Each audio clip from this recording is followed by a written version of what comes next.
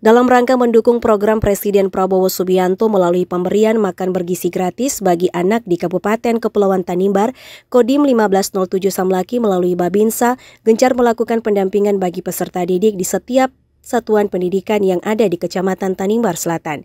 Kegiatan pendampingan oleh TNI sebagai bentuk representasi pemerintah pusat melalui kehadiran TNI bagi masyarakat dan siswa-siswi peserta didik yang telah menerima manfaat MBG di wilayah 3T.